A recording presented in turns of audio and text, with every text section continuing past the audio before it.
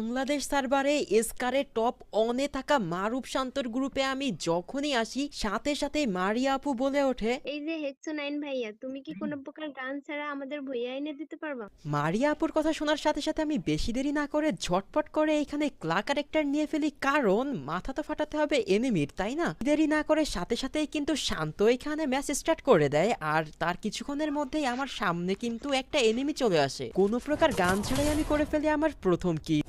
আগেই বলেছিলাম গান ছাড়াই এনিমিকে মারবো, তার জন্য প্রথমে একটা কিল শেষ হয়েছে, আবার ওই এনিমিটাকেই পিকে আসতে দেখে আমার সামনে চলে আসে। ভাই কি পরিমাণ বিজন দিয়ে রাশ করে দেয়, কোনোভাবে তার হাত থেকে বাঁচার চেষ্টা করছিলাম কারণ আমার কাছে তো গান নাই।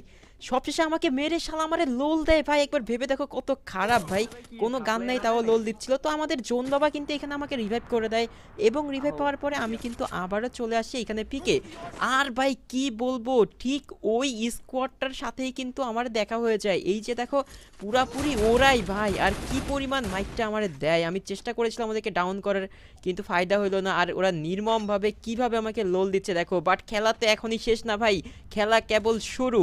একটু ওয়েট করো, দেখাবো কে কার গুরু, ঠিক আছে? এইখানে আমারে পুরা ক্লিয়ার করে দিছে, মেজাজ খুবই খারাপ আছে আমাদের জাহিদ জোন বাবা, সে কিন্তু এখানে আমাকে আবার রিভাইভ করে দেয়।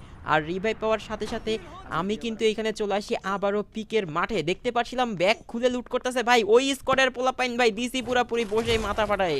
নাও এবার বুঝো কতটা ভয়ঙ্কর আমি, বুঝো মাইটটা খাও। গান ছাড়া খেলতেছি মিয়া, আমার সাথে নাটক করতে আসো। কি পরিমাণ মারছিলাম মনে আছে, সব আমি মনে রাখছি কিন্তু। তো তাদের কিন্তু এই যে আর একটাও চলে আসে, এখানে তিনটা ছিল আর একটা বাইরে ছিল, সেটাও এই যে চলে আসে এখন সামনে। সেইটারেও কিন্তু আমি এইখানে মারার চেষ্টা করেছিলাম, মরতে চায় না ভাই, কি খতরনাক ভাই, কি একটা হেডশট মাইরা তারেও ডাউন করে দেয়। তো এইখানে কিন্তু দেখো এদের স্কোরে দুইটা প্লেয়ারকে আমি পুরো ক্লিয়ার করে দিছি, তার মানে বদলা কিন্তু অনেকটা কমপ্লিট হয়েছে। তো ওদের এই যে আরেকটা কিন্তু আবারও আমার সামনে চলে আসে এবং আমাকে ডাউন করে দেয়। ভাই জানোই তো আমার কাছে কোনো গান নাই, গান ছাড়া আমরা ট্রাই করতেছিলাম। আর এখানে কিন্তু মারুফ শান্ত দেখো, সে কিন্তু এইখানে লোল দিয়ে মজা নিচ্ছিল পুরোপুরি। তো আবার আমি রিভাইভ পেয়ে যাই, সামনে নেমি ভাই আটকে গেছিলাম, নড়তে পারতেছিলাম না, পিছনে আসতে আসতে আবার হেডশট ভাই।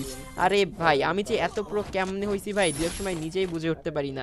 তো এইখানে কিন্তু নিচে এনিমির শব্দ শুনতে পাচ্ছিলাম, এই যে পুরোপুরি শব্দও পেয়ে গেছি দেখো। একেবারে যাতে না মারে একটা গুলু ফেলে নেই, গুলু মারার সাথে সাথে সেও কিন্তু আমাকে মারতে পারে না। আবার দেখা ভাই M10 ওর হাতে, ভাই ভাবো আমার অবস্থা কি টাইট ভাই, কোনোভাবে ভাবতেছিলাম যে যদি একটু মরতো, যদি একটু মরতো।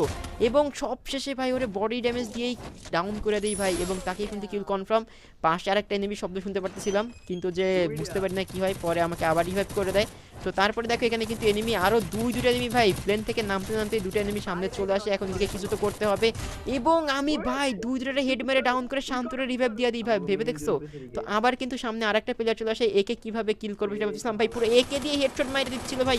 ওরে ভাই আর আমি কি হেডটা